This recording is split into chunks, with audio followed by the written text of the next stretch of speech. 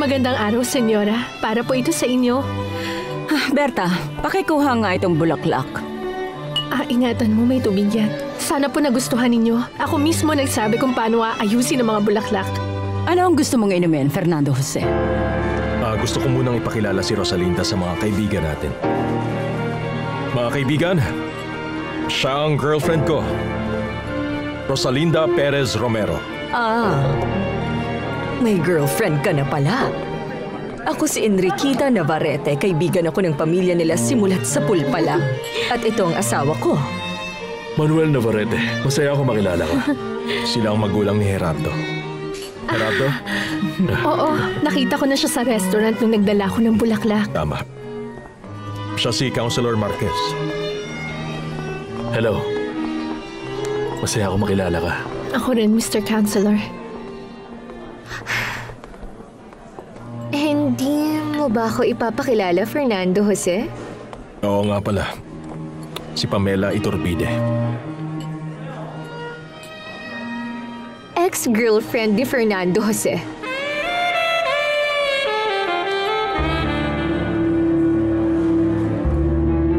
Ang ganda ng ayos ni Rosalinda, Papa.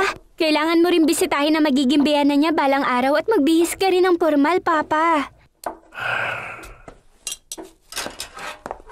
Nag-aalala ako na isa siyang kagalang-galang at mataas ang tingin sa sarili. Ayaw kong maapi o malagay sa alanganin si Rosalinda. Papa, bakit hindi mo na kami mahal kaya ng tati? Wala ka na bang bilib sa mga babae mong anak? Si Beto na lang ang mahalaga sa'yo ngayon at wala nang pakialam sa amin. Papa! Huwag mo na lang akong pansinin. Hayaan mo na lang ako. Pero Papa... Tapos na yon. Wala na yon. Kailangan ko na magtrabaho.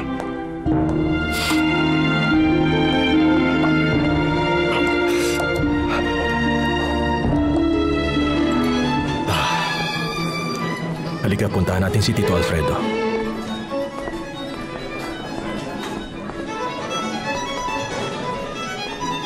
Magandang girlfriend ng anak mo, Valeria. Sa tingin mo, Enriqueta?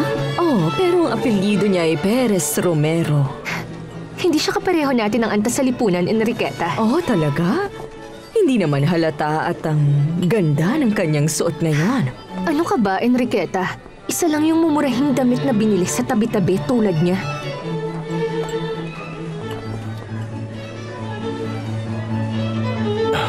Mga tunay na kaibigan to. Meron ba humahabol sa inyo? Oo. Nakakatakot ang mga kuryosidad nila. Natural lang na mapansin ng lahat ang girlfriend mo. Napakaganda niya. Salamat, senyor. Tito Alfredo. Tito Alfredo po pala. Tito. Mag-ingat ka, Sira. Pasensya na po. Natataranta na po kasi ako. At kapag nakabasag ako, malalagot ako sa inyong mama. Ikaw na dito, Cosme. Opo, senyor. Siguradong palalayasin ako ni Senyora Valeria at isusumbong ako ni Berta sa mga polis. Ilalabas ko ng mga pagkain. Alcira, huwag ka masyadong mataranta. Ay, kawawa naman siya. Dapat kumuha ng serbidor si Mama tulad ng dati. Sabi ni Senyora, hindi na raw po kailangan. Kaunti lang naman daw ang bisita. Mahal ko, may gagawin lang ako sandali, ha? Saan ka pupunta, Rosalinda? Babalik din ako kaagad. Sandali lang.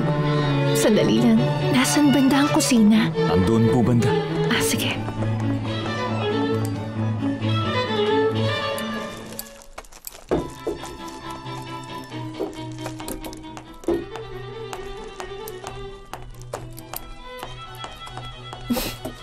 May kailangan ka po, senyorita? Wala, tutulungan lang naman kita. Ano po? Tutulungan kita sa mga pagkain. Ikaw dun sa isang tray, ako naman dito sa isa. Ano ka ba? Pakinggan mo ako. Kilos na. Ang bait niyo naman. Ayan.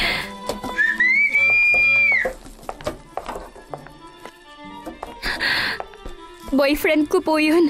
Kaya natataranta ako. Panay ang sipol niya at hindi ako makalabas para sabihin abala ako. Mabuti pa. Lumabas ka muna saglit at sabihin mong abala ka ngayon. Dali na! Talaga po pwede? Oo, ako muna ang bahala rito. Bilisan mo. Tumakbo ka na ron.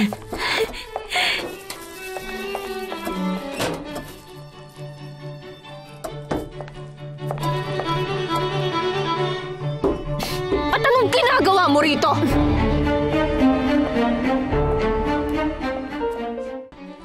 Pasensya na po. Tinulungan ko lang si Alcira. Hindi niya na kasi alam ang gagawin. Nasaan si Alcira? Lumabas siya saglit. Nakipagkita na naman sa boyfriend. Bumalik ka na sa labas. Hindi mo lugar ang kusina. Gusto kong tulungan si Alcira. Marahil normal mong ginagawa yan sa iba, pero dito hindi yan pwede. Maski na ako!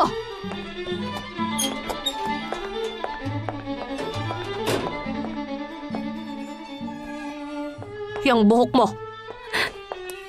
Yung boyfriend ko kasi ayaw niya na nakapusod ako. Pagbabayaran mo ang ginawa mong to!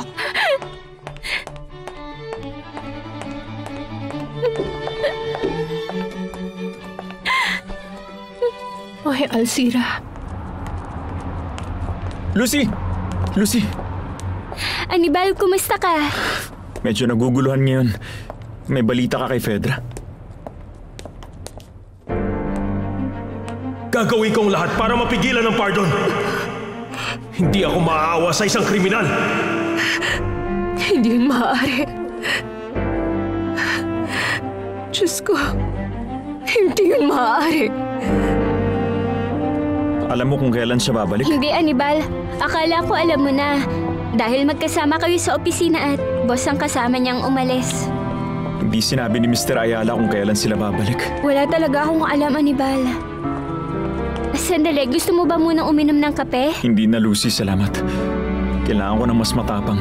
Pupunta ako sa bar.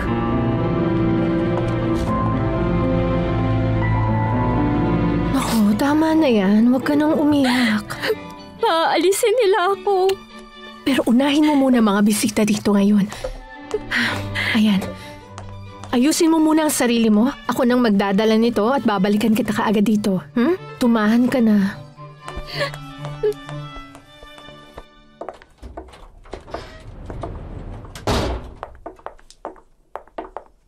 Javier, Kumusta, Sol? Martha pala. Javier, sino ang boyfriend ni Rosalinda? Sabihin mo sa akin.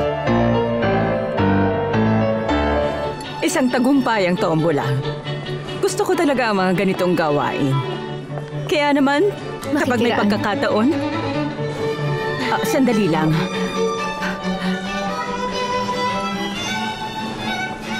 Iho, Bakit po?